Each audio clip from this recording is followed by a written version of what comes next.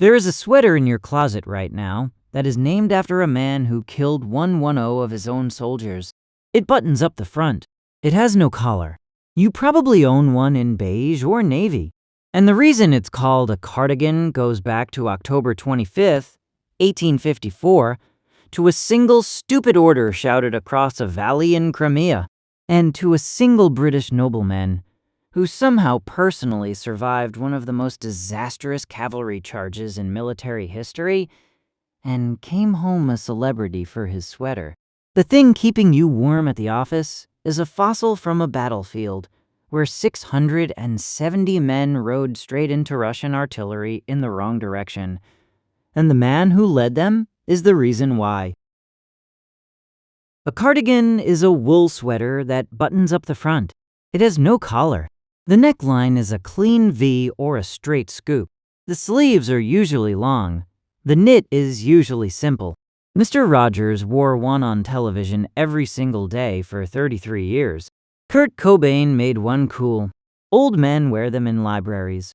It is the most ordinary item of clothing in the Western wardrobe. It is the kind of garment you forget you are wearing within 10 minutes of putting it on, and yet you would notice immediately if your closet did not have one. And it has the strangest origin story of any item of clothing you have ever owned.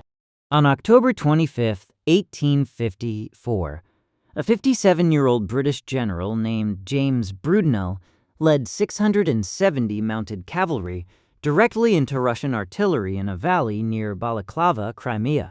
The order was a misunderstanding. Brudenell understood it perfectly anyway, and rode at the front. 25 minutes later, 110 of his men were dead, more than 160 wounded, and 375 horses had been killed. Brudenell himself rode through the entire Russian gun line, came back out the far side, and rode home unscratched. His title, the title he carried at the head of that charge, was the 7th Earl of Cardigan. And here's the part that almost nobody knows. Brudenell came home in the Crimean winter, wearing a knit wool waistcoat, buttons down the front, no collar, kept out the cold without binding the shoulders. Every British officer in Crimea was wearing one.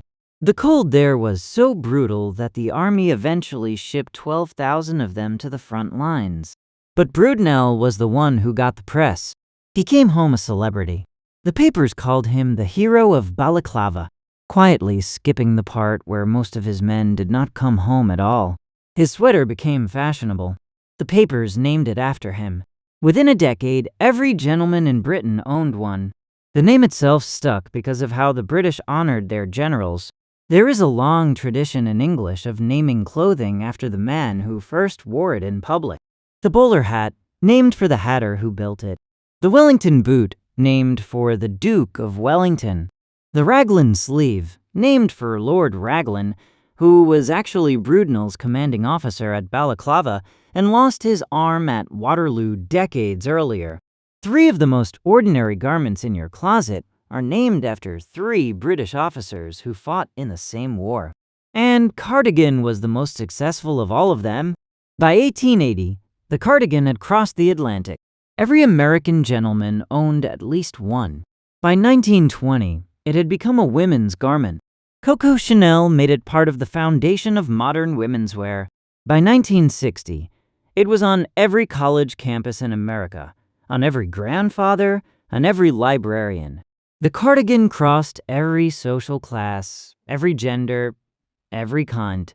In the span of about 70 years, one of the fastest garment diffusions in modern fashion history.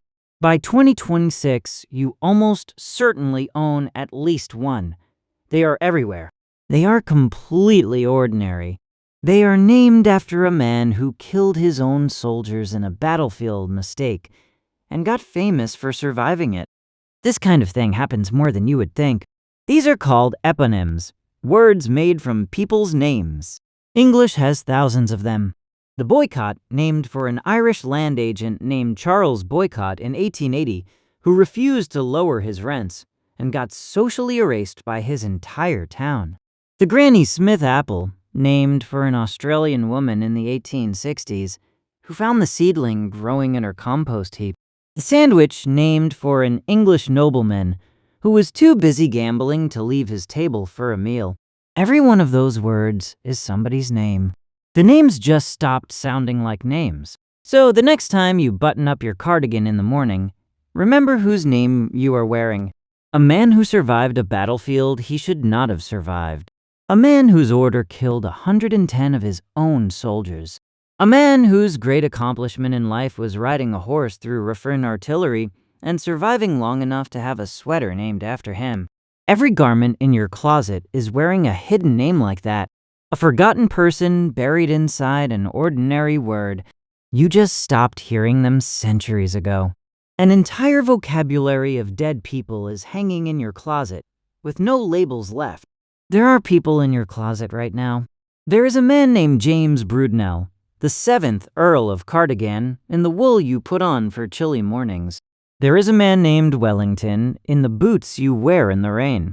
There is a man named Sandwich in your lunch. Every one of those words started as a person, a name attached to a face, attached to a moment in history. And over enough decades, the person dissolved out of the word, and only the object stayed. James Brudenell led one of the most catastrophic military charges in British history. He killed 110 of his own soldiers in a single afternoon. He came home a celebrity. The press wrote about his sweater. And now, 172 years later, every cardigan on earth carries his name, and almost nobody who owns one knows it. That is the strangest thing about clothing. You wear ghosts every day, every morning, and they never you their stories. The cardigan is the loudest one of all of them. A man who killed his own soldiers came home a celebrity and now lives forever in the most ordinary item of clothing the Western world ever invented. Almost nobody who owns one knows. The name keeps the warmth in. The name keeps the man out. And tomorrow morning, when you reach into your closet and pull on the most ordinary thing you own, you'll be putting on a person and not even know it. If you like this one, there's a whole channel of stories like it.